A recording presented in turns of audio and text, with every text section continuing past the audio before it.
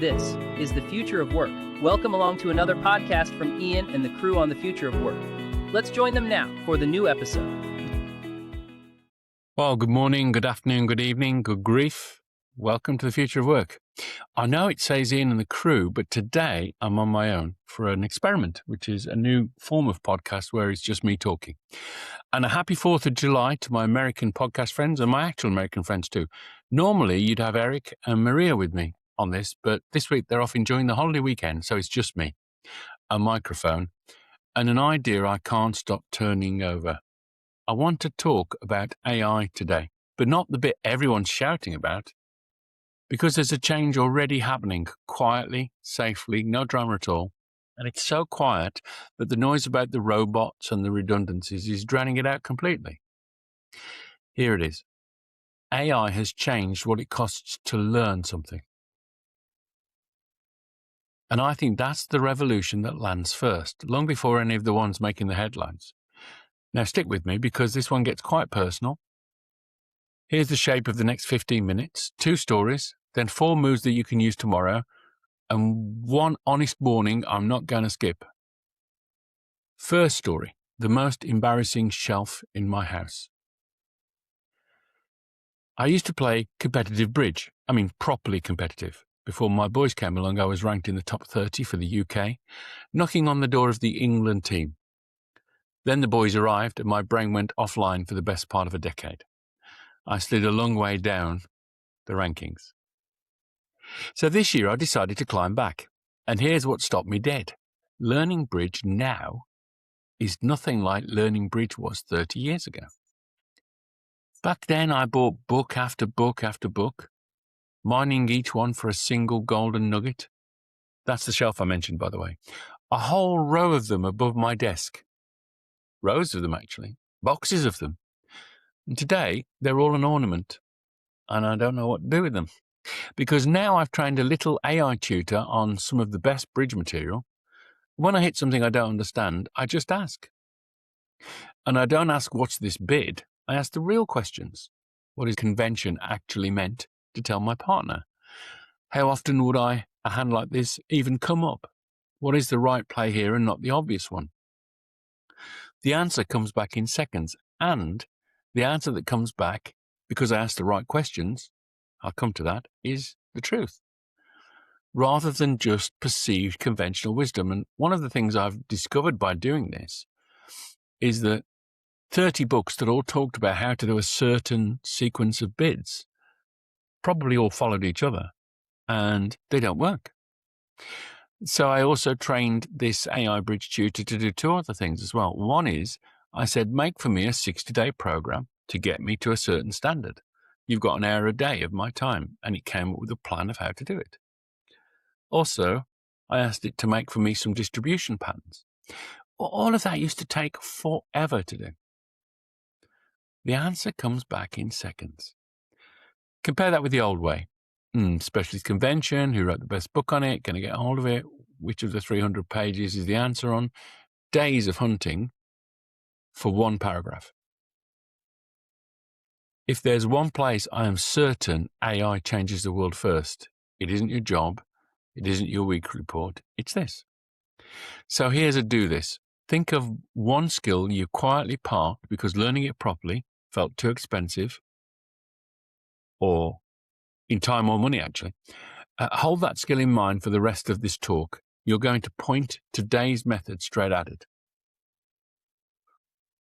So before I give you the second story, let me name the insight underneath the first, because it goes far wider than just my card game training. For almost all of history, the bottleneck in learning was never knowledge. The knowledge existed in books, on courses, in people cleverer than us, in professors. The bottleneck was retrieval, the slow, wasteful business of finding the exact thing you need at the moment you needed it in a form you could actually use. You brought the whole book for 1 chapter. You sat the whole course for 2 ideas. You paid for the entire haystack just to get that 1 needle. And that's the bit that's gone. I've started calling it a shift, and the shift is from search and hope to ask and receive. And once you've seen it, you cannot unsee it. So that's story one. And it's a nice, safe one.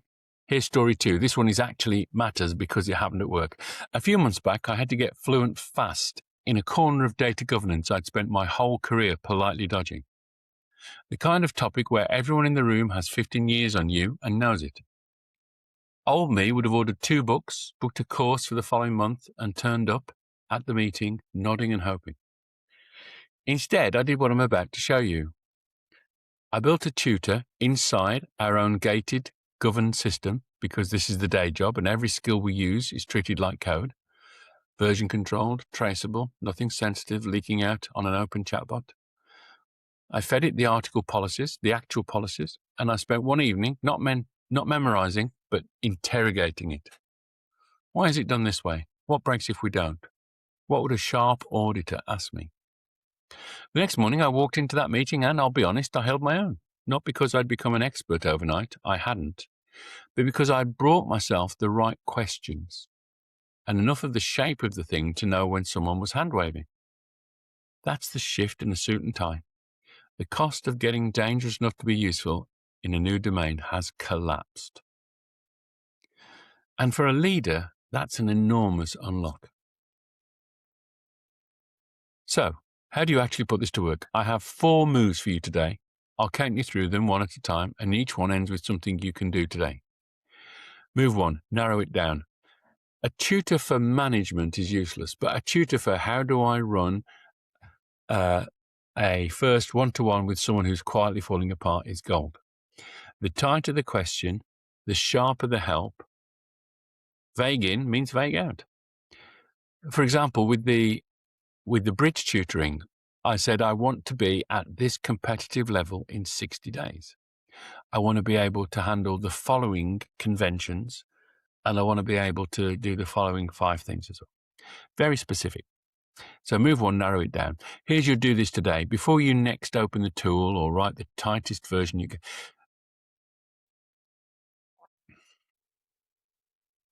So do this today. Before you next open the tool, write the tightest version of your question. 1 situation, 1 person, 1 decision. If it barely fits on a sentence, then you're getting close. Right, that's move 1.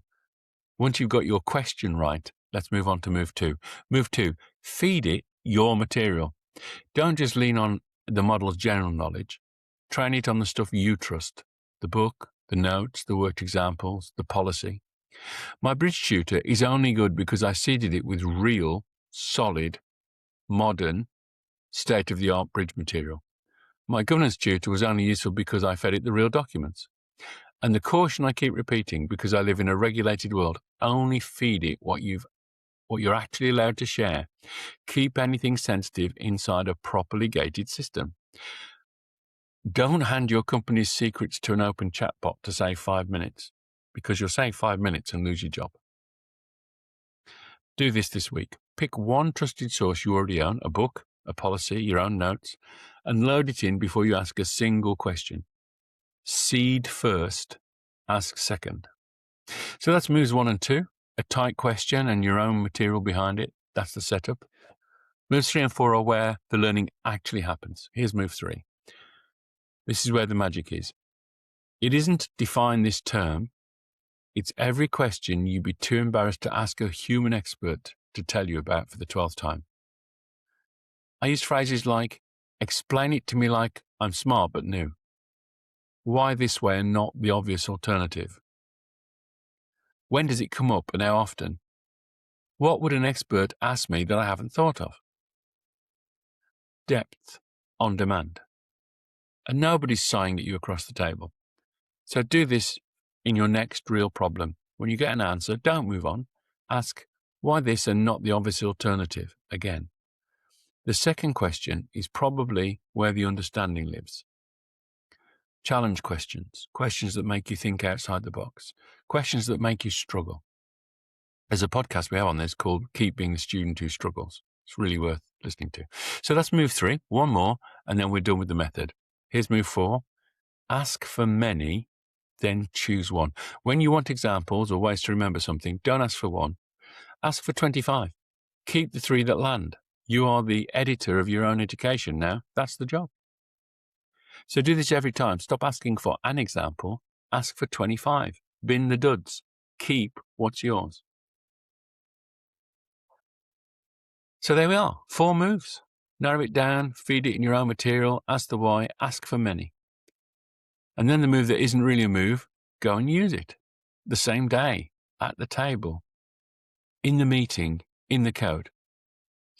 Because application is what turns an answer into a scar, and the scars are the whole point to get you experienced. Give you one more example of the ask for many. Even this podcast, I fed the transcript to an AI system and said, give me 20 titles for the podcast. And the one it actually has will be possibly one of those 20, or one of those 20 might make me think of a different angle that I want to work on. And so I will say, I like 16, but do it again with 20 more. Because the ownership of the output is yours. It's always you. There was a piece of code that was developed with an AI system in the office that I work, and there was a problem with it. And the person who had commissioned the work from the AI system just sort of said, well, I didn't write it, the AI system did. And we went, no, you supervise someone, you supervise the AI system, you're still responsible for the work. It's your output. It's got to have your name on it. Anyway, 4 moves. Now scale past it yourself. I've given you the personal version. Now let me widen the lens, because here's where it stops being a productivity tip and becomes a leadership one. Everything I've just described, you can point at a team. Think about the capability your team keeps renting, the thing that always bring a contractor in for, or wait 3 months to hire for, because nobody internal does that. For most teams, there's an obvious one, a slice of data work, a compliance area, a bit of tech stack everyone treats as someone else's job. In the old world, closing that gap meant a training budget, a course calendar, and a quarter of waiting. In this new world, though, it's a fortnight. Give 4 people 1 adjacent slides each, a gated tutor seeded with the right material, and a fortnight to get dangerous enough to be useful. Then have each one of them teach the others what they found. So this is not just a training program, it's a learning reflex. And the organization that wins the next decade won't be the ones that automate the most. They'll be the ones that build this learning reflex. So do this in this month. Name the one capability your team keeps outsourcing. Pick one person, give them a gated tutor in 2 weeks, and ask them to come back and teach the rest of you. One capability, 1 fortnight, in-house. Now, I promised you one honest warning, and here it is. In fact, it's 3, because I'm not here to sell you a miracle. Warning 1, obviously we know this, it gets things wrong. Of course it does. Think of it as a brilliant, tireless intern with no real-world experience, fast, willing, and every so often confidently wrong. But for learning, that's manageable, because learning outcomes come with a built-in fact checker. Reality. Take what is taught to you to the real problem and find out how quickly it works or doesn't work. Warning 2 from me. The struggle is the point, and it's the bit that you'll be tempted to skip. The reason I can smell hand-waving in a governance meeting is 30 years of getting things wrong. If you use this tool to skip the struggle, you'll get the answer, but you'll never get the judgment. Keep being the student who struggles. Let it accelerate the learning. Don't let it replace the learning. Warning 3, and this is the one that keeps me up at night. A young woman, 22 or so, once asked me as I was doing a talk at an event, she said this. She said, am I going to get the chance to earn my scars, my experience, before AI takes over? It's quite a question to ask.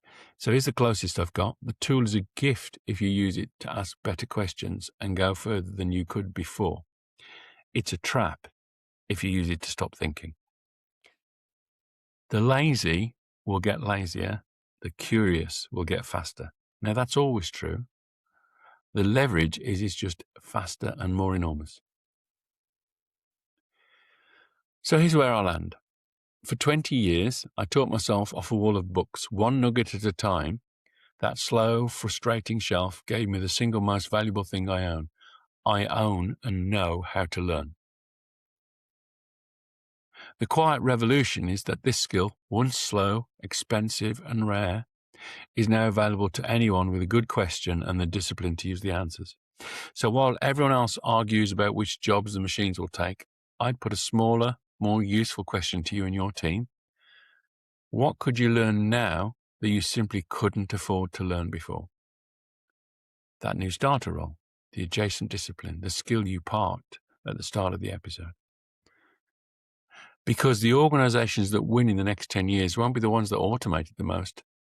They'll be the ones that learned the fastest. Everyone's now got a tutor. The only question left is whether you'll use yours. So let me leave you now with one move, and it's the 4 we just walked through, aimed at one target. Take that parked skill, point the 4 moves at it, narrow, seed, ask why, ask for many, and use the answer the same day. One skill, 1 week. Then, if it works for you, do it for your team. So that's it from me. If you try it and it falls flat on your face, I would genuinely love to hear about it. Next time we head into the Badlands and compare the tools themselves, which model actually to reach for and all of that. But until then, go and learn something new. For all episodes and the newsletter, come and find me at futureofwork.site or linktree/Ian Banner. Thanks for listening.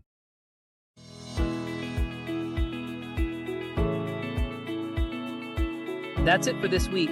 Join us next time for more insight on the future of work. There is also a Linktree site, which is at linktree/Ian Banner. If you like this podcast, and please subscribe, follow, and tell your friends. Send them a link. It's for free.